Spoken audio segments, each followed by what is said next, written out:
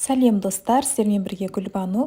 Бүгін сіздермен дәрумендерге бай салат түрін көрсететін боламын. Жасалу жолы да оңай, көп затты қажет етпейтін, иммунитетті де көтеретін салат түрін жасап, отбасыңызды да қуантып қойсаңыздар болады.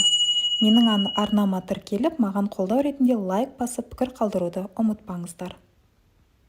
Ең әуелі бізге қажетті заттар: мейіз, алма, грек жаңғағы, қызылша алдын ала қайнатып, сыртын ашып тазалап аламыз. Және де майонез қажет болады.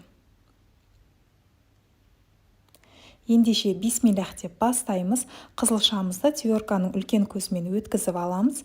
Егер қаласаңыздар, кубик сияқты төртбұрышты етіп турап ұсынсаңыздар да болады.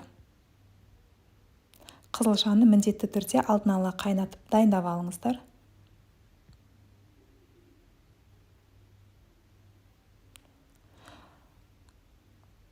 Содан соң алмамызды өткізіп аламыз. Құрамын достар отбасыңыздың санына қарай көбейтіп, азайтып қоса бересіздер. Алманың сыртын ашпадым, өйткені барлық витамин сыртында болған соң. Егер қаласаңыздар, сыртын ашып, тверкадан өткізсеңіздер болады.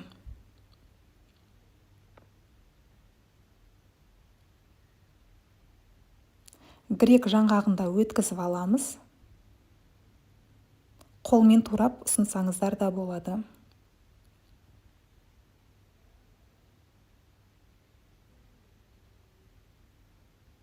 Содан соң мейізімізді салып, оның үстіне майонезімізді салып, жақсылап қасықтың көмегімен араластырып шығатын боламыз.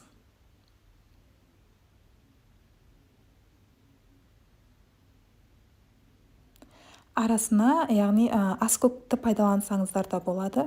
Мен бірақ аскөкті салмадым, өйткені бізде отбасымызда аскөк көп желінбегендіктен салынбадым. Егер дәміне тағы да дәмдірек болсын десеңіздер, аскөк пайдалансаңыздар болады. Осымен дәрумендерге бай қызылша салатымыз дайын. Міндетті түрде жасап көріңіздер. Алдағы уақытта керемет рецепттерді ұсынатын боламын. Егер де тіркелмеген болсаңыз, тіркеліп, лайк басып, пікір қалдыруды ұмытпаңыздар. Барлықтарыңызға ас болсын.